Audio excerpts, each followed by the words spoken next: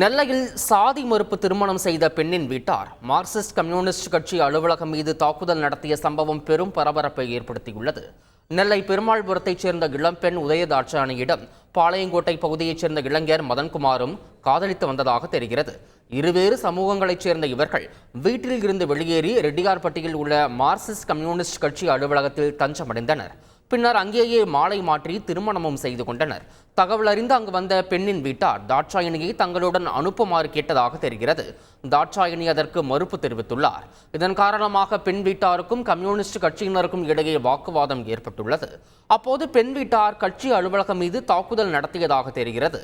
சம்பவ இடத்திற்கு வந்த போலீசார் பெண்ணின் பெற்றோர் உள்ளிட்ட 13 பேரை கைது செய்தனர்.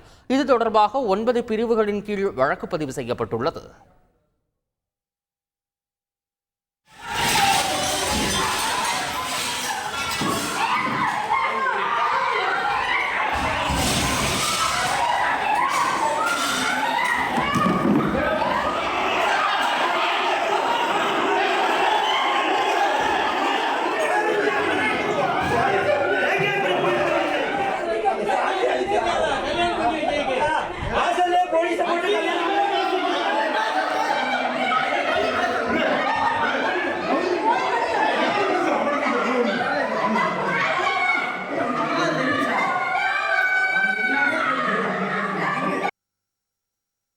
நெல்லையில் மார்க்சிஸ்ட் கம்யூனிஸ்ட் கட்சி அலுவலகம் மீது நடத்தப்பட்ட தாக்குதலுக்கு மதிமுக பொதுச் செயலாளர் வைகோ கண்டனம் தெரிவித்துள்ளார்.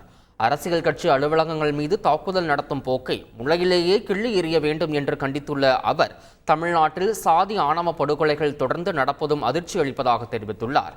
இதற்கு காரணமானவர்கள் மீது தமிழக காவல்துறை உடனடியாக உரிய சட்ட நடவடிக்கை மேற்கொண்டு நீதிமன்றத்தில் நிறுத்தி தண்டிக்க வேண்டும் என்றும் வைகோ வலியுறுத்தியுள்ளார். சாதி மறுப்பு திருமணம் நடத்தியதற்காக திருநெல்வேலி மாவட்ட மார்க்சிஸ்ட் கம்யூனிஸ்ட் கட்சி அலுவலகம் சூறையாடப்பட்டுள்ள சம்பவத்திற்கு எதிர்க்கட்சித் தலைவர் எடப்பாடி பழனிசாமி கடும் கண்டனம் தெரிவித்துள்ளார். சுயமரியாதை இயக்கம் தழைத்தோங்கிய தமிழ்நாட்டில் இன்றளவும் சாதிய தீண்டாமையால் இதுபோன்ற சம்பவங்கள் நிகழ்வது வேதனைக்குரியது என்றும் குறிப்பிட்டுள்ளார்.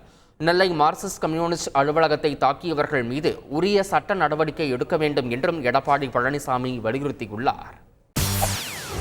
செய்திகளை உடனுக்குடன் தெரிந்து கொள்ள உடனே சப்ஸ்கிரைப் பண்ணுங்க.